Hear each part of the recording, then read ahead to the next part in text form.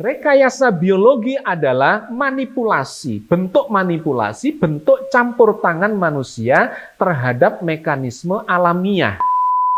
Saya cuma ingin menunjukkan kepada Anda bahwa perkembangan peradaban manusia ke masa depan ini bisa luar biasa dan di luar perkiraan kita. Apakah Islam tidak cocok lagi untuk masa depan? Oh, salah besar.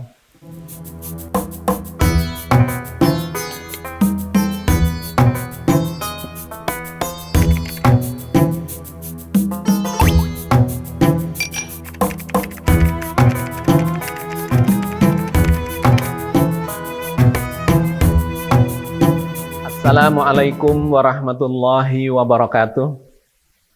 Alhamdulillah, wassalatu wassalamu ala rasulillah, la haula wa la quwata illa billah.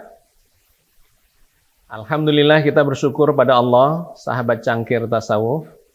Kita berjumpa lagi, diberi kesempatan oleh Allah untuk terus melakukan kajian-kajian tentang Islam dan peradaban, yang seluruhnya itu akan menggiring kita untuk semakin mendekati kepada Allah Azza wa Jalla. Di bulan yang lalu, sepanjang Ramadan, kita telah melakukan kajian serial selama 9 episode, di mana kita membahas manfaat puasa di bulan Ramadan terkait dengan wabah virus corona. Nah, kali ini saya akan mengajak Anda untuk melangkah lebih jauh memahami Islam futuristik, di mana Islam ini memang diturunkan oleh Allah di akhir zaman. Nabinya adalah nabi yang terakhir, nabi penutup dari para nabi, dan Islam ini didesain untuk mendampingi peradaban manusia sampai hari kiamat, di mana peradaban manusia itu sedang terus meningkat secara eksponensial, bahkan banyak memunculkan fenomena-fenomena yang di luar dugaan kita. Hal-hal yang belum kita duga 10 tahun yang lalu sekarang terjadi luar biasa, dan ini akan terus setiap dekade akan memunculkan kejutan-kejutan yang luar biasa sampai berakhirnya peradaban manusia itu sendiri. Nah, saya ingin mengajak sahabat-sahabat sekalian, umat Islam dimanapun Anda berada, bahkan di seluruh dunia yang mendengarkan kajian kita, bahwa Islam ini bukan agama yang sekedar masa lalu. Bahkan sebagian kita terjebak di abad-abad yang lalu, di abad pertengahan.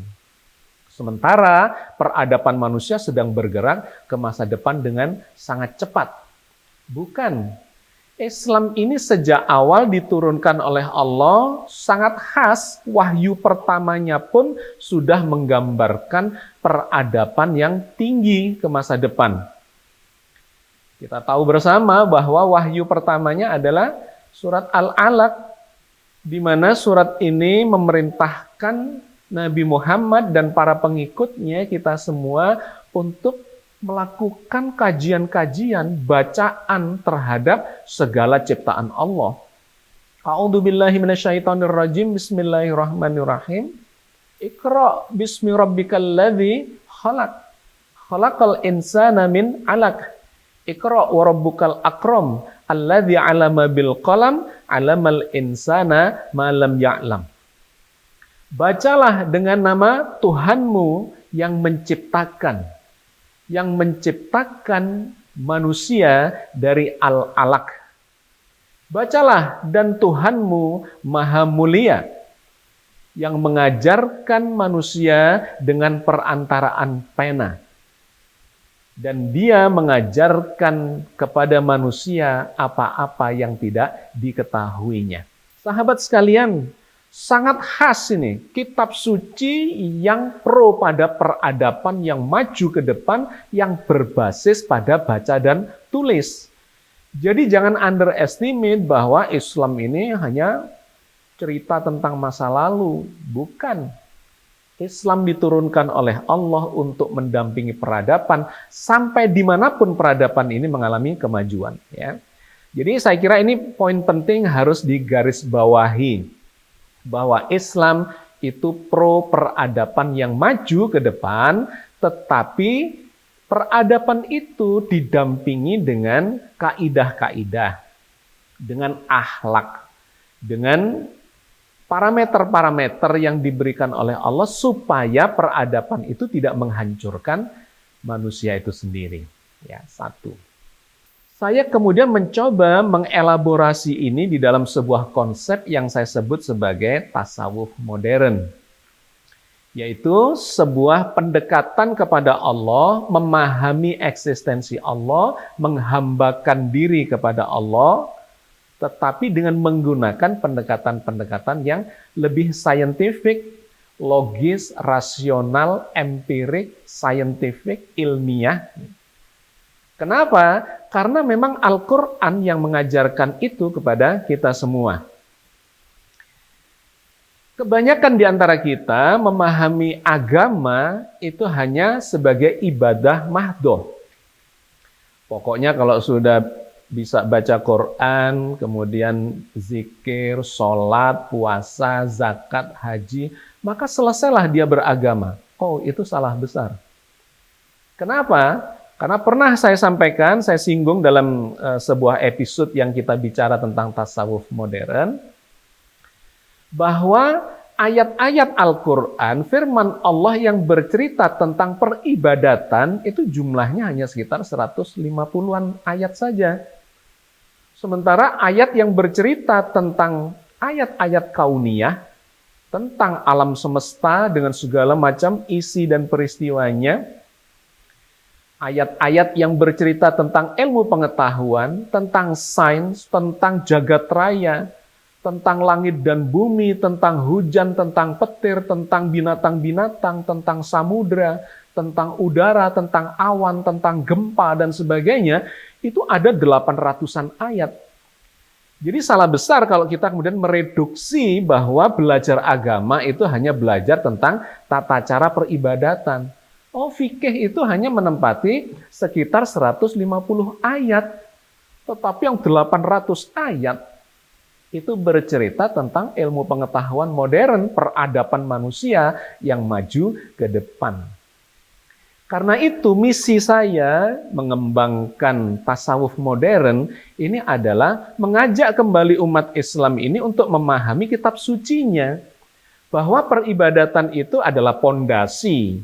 Tetapi kita tidak boleh berhenti pada pondasi itu, melainkan dengan pondasi itu kita berpijak untuk melakukan langkah mengembangkan peradaban yang bermanfaat buat kemanusiaan itu, dan ujung-ujungnya memang adalah memahami tentang Allah Azza wa Jalla, mendekatkan diri kepadanya, dan kemudian menghambakan diri kepadanya sampai akhir hayat kita. Sahabat sekalian, ini perlu saya sampaikan karena di antara kita di forum ini ada yang berpendapat, loh belajar agama kok banyak cerita tentang sains, banyak bercerita tentang astronomi, tentang biologi, tentang fisika, tentang matematika, tentang segala macam itu. Dikiranya agama itu hanya bercerita tentang ibadah. Nah, itu salah besar. Justru ini yang sedang saya perjuangkan, Islam futuristik melalui konsep tasawuf modern ini. Bahwa Islam adalah kemajuan peradaban ke masa depan, tetapi dilandasi dengan akhlakul karimah untuk mendekatkan diri kembali kepada Allah Azza wa Jalla. Jadi dengan ini saya kira menjadi clear, dan mudah-mudahan kawan-kawan yang belum memahami konsep ini bisa memahami bahwa tasawuf modern, bertasawuf itu bukan hanya menggunakan pendekatan filsafat, tetapi juga bisa menggunakan pendekatan-pendekatan yang lebih modern secara ilmiah, secara saintifik, secara logis, rasional, empirik, dan itu diajarkan oleh Al-Quran Al-Karim. Ya, jadi itu poin pertama yang ingin saya tegaskan kembali, supaya kawan-kawan yang ada di forum ini memahami kerangka dasar dari cangkir tasawuf. Ya. Kenapa kok saya menggunakan istilah cangkir tasawuf modern? Karena tasawuf modern itu sebenarnya adalah menggambarkan sebuah pendekatan kepada Allah melalui jalan yang mungkin berbeda dengan yang disampaikan oleh guru-guru kita terdahulu, para ulama-ulama terdahulu yang lebih menggunakan pendekatan filsafat dan peribadatan. Nah, saya tetap berbasis pada Al-Quran, bahwa Al-Quran mengajarkan pendekatan yang saintifik, yang ilmiah, untuk mengenal Tuhan, mengenal Allah, dan mendekatkan diri serta menghambakan diri kepada Dia Sang Penguasa Jagat Raya ini.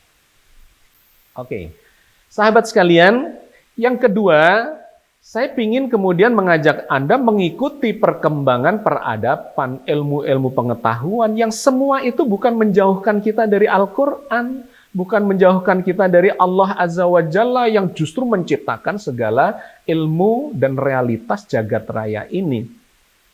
Justru Al-Quran yang mengatakan kepada kita, mengajarkan kepada kita, pelajarilah semua ciptaan Allah itu secara saintifik, ya, secara ilmiah, maka kalian akan mengetahui siapa yang menciptakan segala yang ada ini.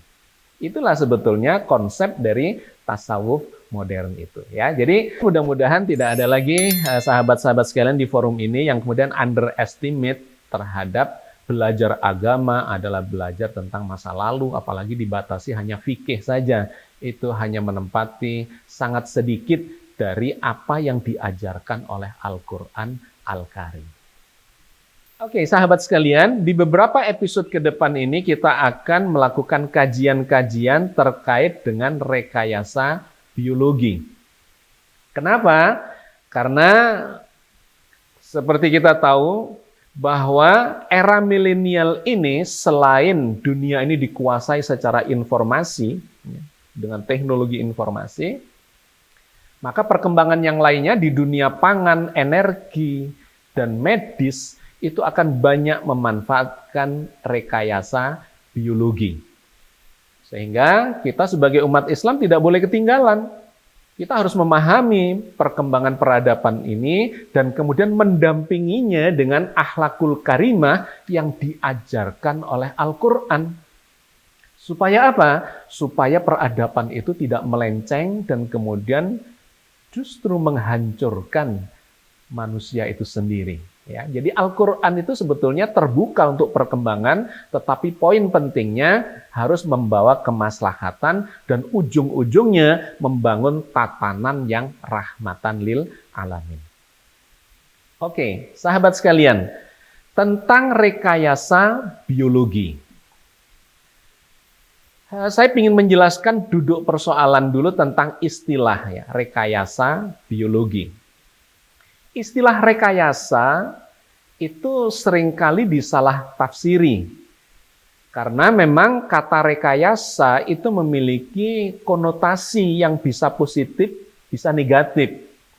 Tetapi seringkali negatifnya yang diambil dan mengira atau dikira ketika digunakan istilah rekayasa, maka itu selalu negatif. Kalau kita buka kamus, ya, kita buka makna tentang peristilahan, rekayasa itu sebetulnya bisa bermakna positif. Rekayasa itu diambil dari bahasa Jawa, reka dan yasa. Reka itu artinya mengutak-atik, mereka-reka, mencoba-coba, membuat, berkreasi, itu adalah mereka-reka. Reka, yasa itu membuat sebuah karya dengan cara mereka-reka mengutak-atik, melakukan penelitian, berkreasi, dan seterusnya. Itulah rekayasa.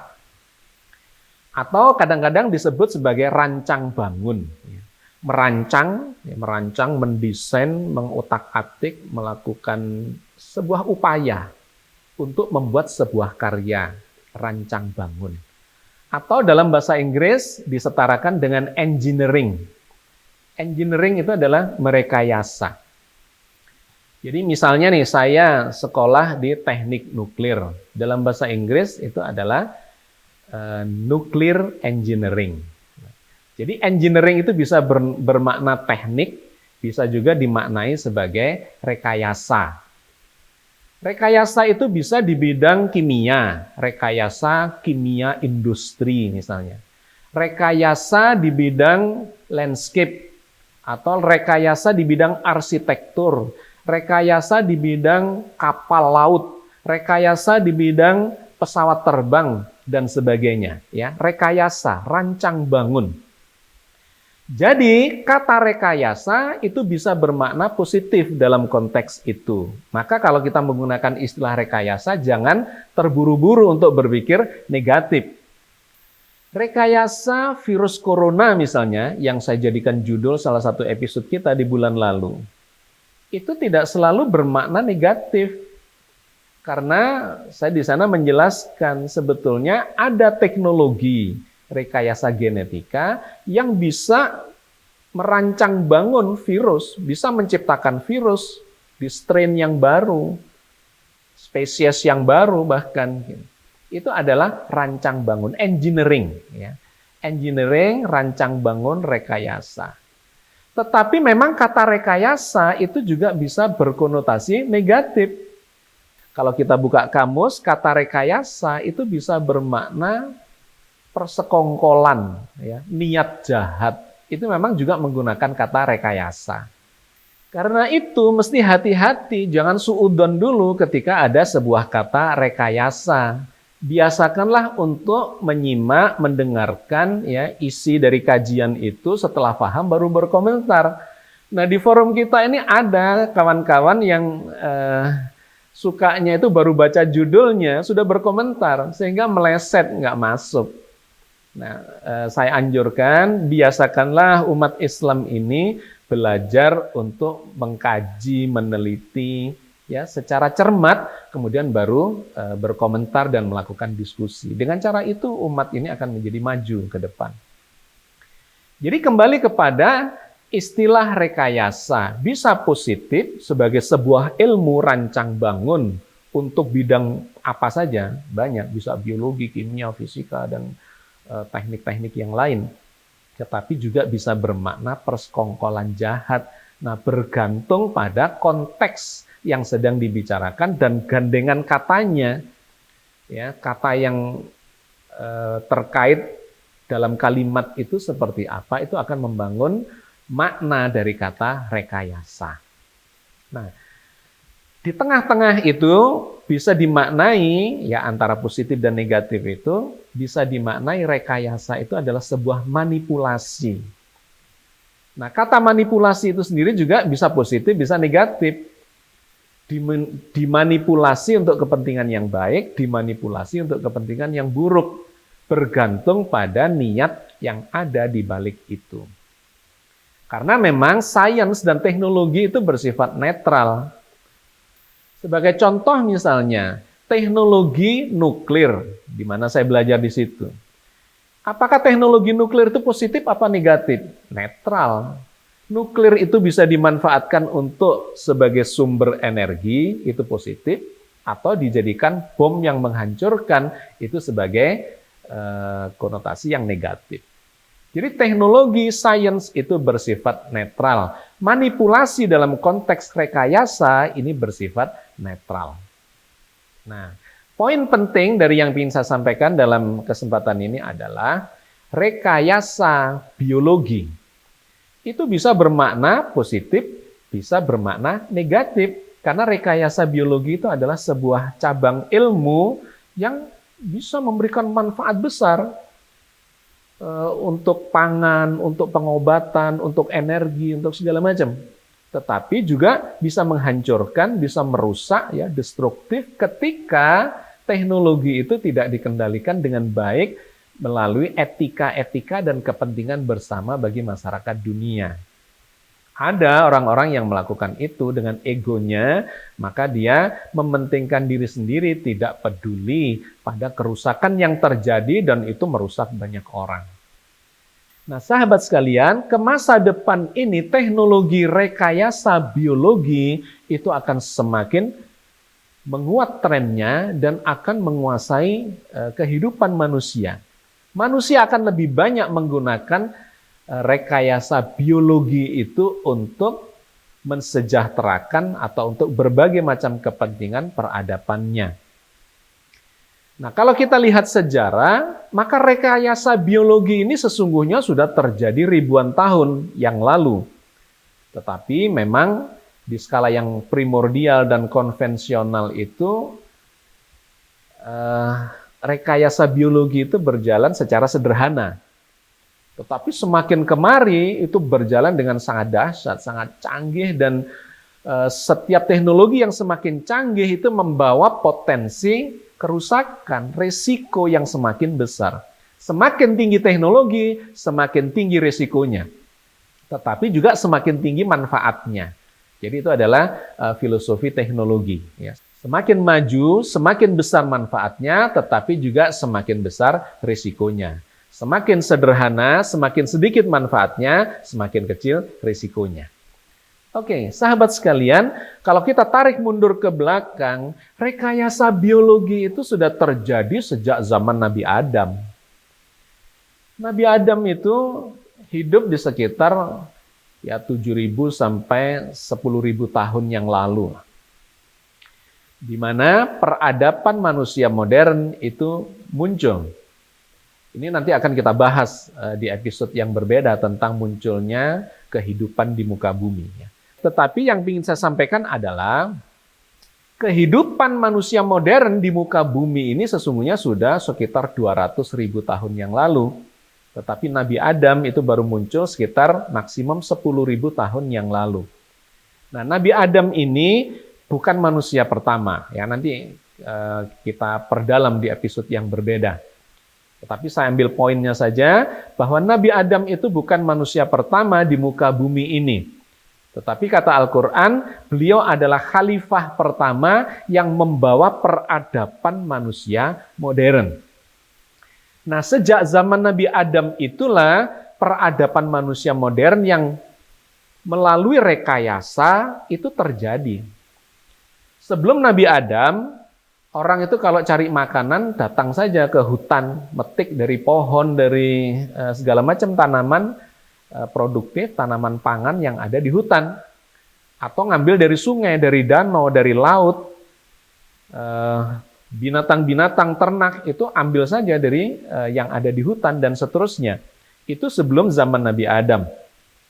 Tetapi setelah Nabi Adam, putra-putranya Nabi Adam, anak-anaknya Nabi Adam itu diajari budidaya, dan itu adalah bentuk rekayasa biologi yang paling awal. Budidaya pertanian. Tidak lagi mengambil dari alam, tetapi direkayasa, ditanam, disirami, dipupuk, dan sebagainya. Budidaya pertanian. Atau budidaya peternakan. Diambillah binatang liar dari hutan, ya, dibiakkan atau disengaja dikawinkan, disilangkan, didomestikasi, dan sebagainya, maka muncullah budidaya peternakan. Itu adalah bentuk rekayasa biologi yang paling sederhana, paling primordial. Nah, sejak zaman Nabi Adam itulah manusia modern ini melakukan rekayasa biologi di bidang pertanian terhadap tanam-tanaman, di bidang hewan, ya, peternakan, bahkan kemudian di bidang pangan, di bidang energi, termasuk pada diri manusia sendiri. Untuk kegiatan-kegiatan yang terkait dengan reproduksi, kesehatan, bahkan kecantikan dan penampilan, itu sekarang trennya luar biasa dahsyatnya rekayasa yang dilakukan oleh manusia. Rekayasa biologi adalah manipulasi, bentuk campur tangan manusia terhadap mekanisme alamiah. Inilah yang dimaksud dengan rekayasa. Ya. Rekayasa biologi artinya makhluk hidup yang tadinya berjalan secara alamiah, kemudian dimanipulasi dengan teknologi. Dimanipulasi dengan sains. Dimanipulasi dengan tata cara tertentu untuk bahkan bisa mengubah mekanisme itu secara radikal dibandingkan yang terjadi di alam. Jadi manipulasi yang dilakukan oleh manusia itu bisa terjadi pada tanaman, pada hewan, dan pada manusia sendiri, makhluk hidup. Ya, makhluk hidup ada 3 itu klasifikasinya, tanaman, binatang atau hewan dan manusia. Nah, yang terjadi pada tanaman misalnya, kalau kita ngikuti ya pelajaran biologi yang lama dan ini akan terus semakin maju ke depan, orang sudah melakukan rekayasa terhadap tanaman-tanaman tertentu. Misalnya dengan cara cangkok. Cangkok itu adalah rekayasa. Batang pohon dikasih media ya tanah, kemudian supaya keluar akarnya di situ dipotong, kemudian cabang yang sudah berakar itu ditanam. Itu rekayasa biologi.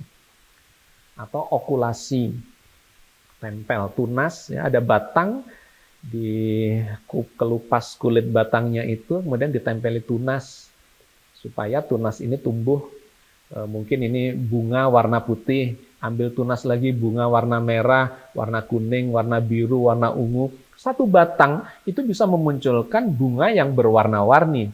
Itu rekayasa biologi. Atau dengan cara stek misalnya, ya. Singkong misalnya itu dipotong saja batangnya, ditanam di tanah, dia kemudian bisa tumbuh. Jadi ada sebuah manipulasi yang dilakukan oleh manusia, di mana manipulasi itu berbeda dengan mekanisme alamiah. Itu sudah terjadi ribuan tahun yang lalu. Dan di bidang tanaman ini, muncullah yang terbaru adalah kultur jaringan. Kultur jaringan itu bisa melakukan pembibitan dengan cara yang sangat efisien dan murah dan cepat. Itu adalah menggunakan teknologi. Kalau dulu bibit itu nunggu si tanaman ini beranak pinak, ya, bertunas dan sebagainya. Sekarang tidak lagi. Bisa diambil bagian dari tanaman itu, misalnya ujung daunnya, dicacah, kemudian dimasukkan di lab ke dalam tabung kaca dan diberi nutrisi-nutrisi serta kondisi yang memungkinkan dia untuk tumbuh. Ternyata dari daun yang dicacah itu bisa muncul tanaman anakan. Nah, bisa sampai 10.000 bibit. Nah, itu dengan cepat bisa dilakukan dengan cara kultur jaringan. Bisa dari ujung daun, bisa dari akar, bisa dari bagian batang. Itu dicacah dan dikembangbiakkan secara kultur jaringan, maka bisa menghasilkan puluhan ribu bibit dalam waktu sekali pembibitan.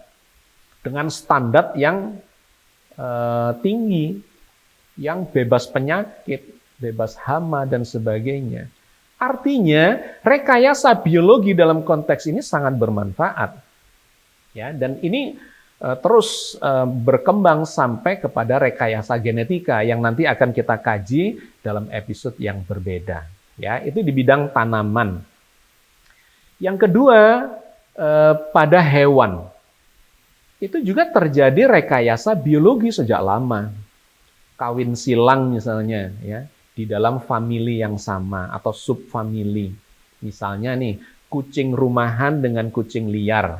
Itu bisa disilangkan dengan sengaja. Yang itu sulit untuk terjadi secara alamiah karena habitatnya jauh berbeda.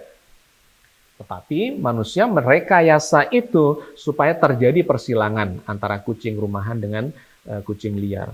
Hasil dari persilangan itu cantik dan menarik, bermanfaat buat manusia.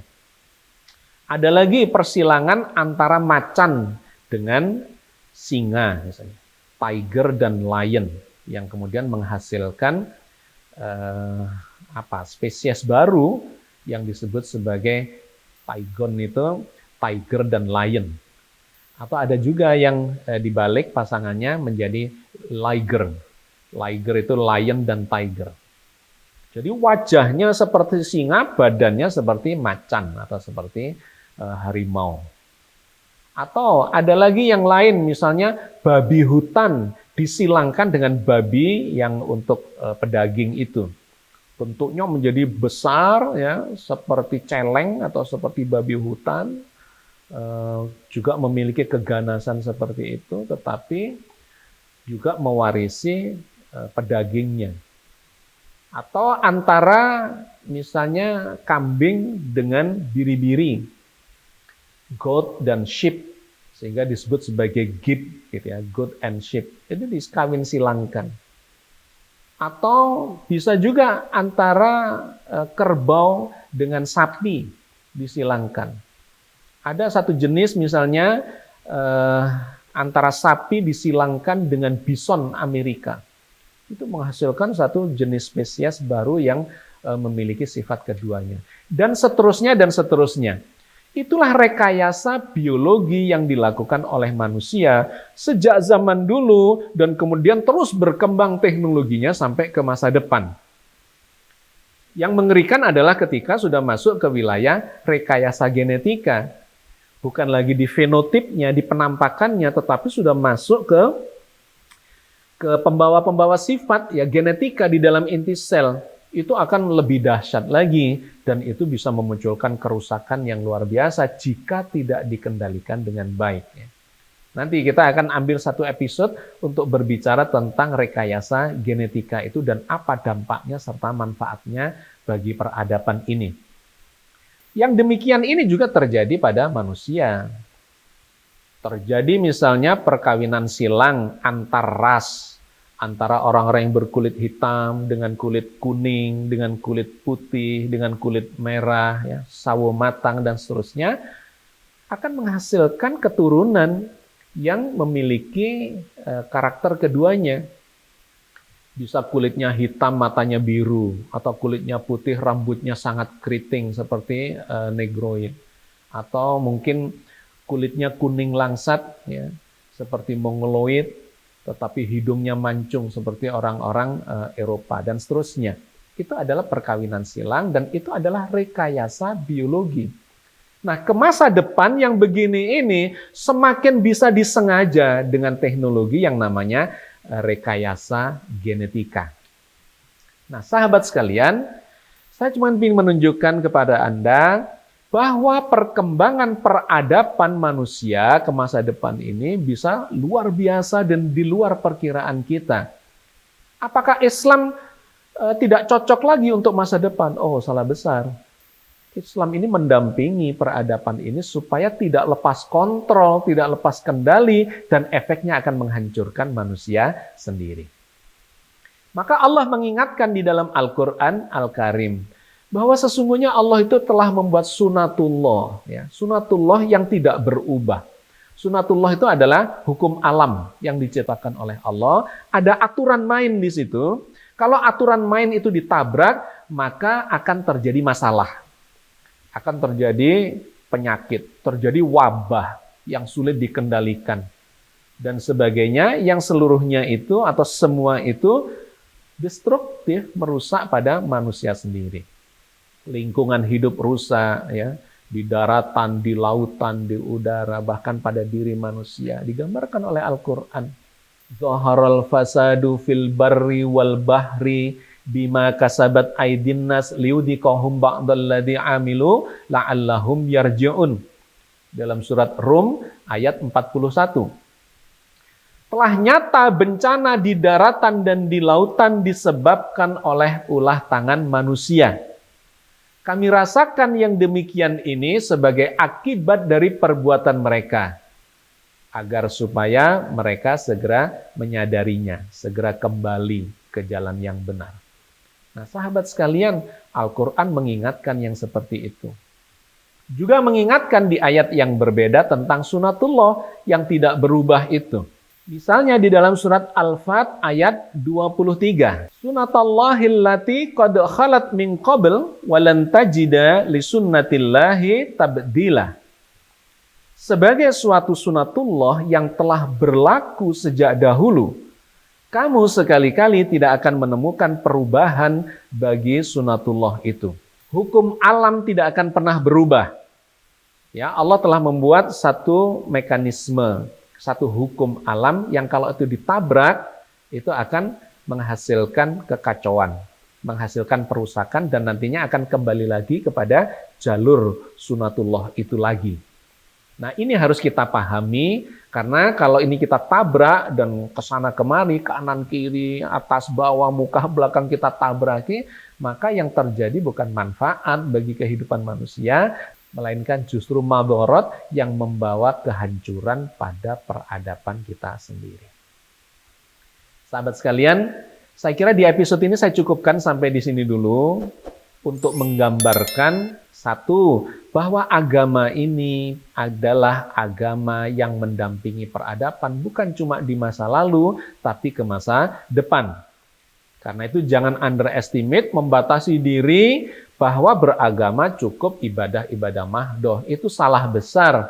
Karena ibadah mahdoh, fikih, itu hanya mengelaborasi sekitar 150 ayat yang ada di dalam Al-Quran. Sementara ayat-ayat kauniyah itu ada 800-an ayat. Ya, maka kita harus mengikuti petunjuk dari Allah itu supaya umat Islam ini menjadi umat teladan ke masa depan.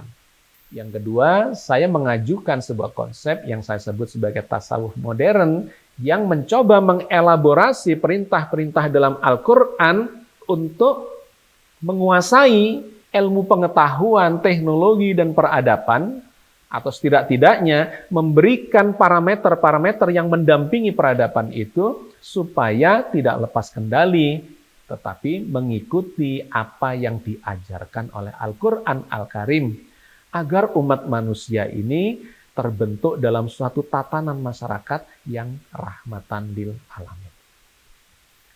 Saya cukupkan sampai di sini, kita sambung di episode yang berikutnya. Assalamualaikum warahmatullahi wabarakatuh. Assalamualaikum warahmatullahi wabarakatuh. Sahabat Cangkir Tasawuf Modern, saat ini Anda sudah bisa mengakses kembali website www.patmapress.com. Tentu saja dengan desain dan layout yang baru dan lebih modern, sehingga memberikan pengalaman yang lebih menyenangkan untuk Anda dalam mencari buku-buku yang diterbitkan oleh Patma Press. Selain itu, Anda juga tetap dapat menonton video-video Pak Agus Mustafa di patmapress.com. Mau tahu apa saja buku karya Pak Agus Mustafa yang sudah menjadi materi di video-videonya? Mampir yuk ke www.patmapress.com.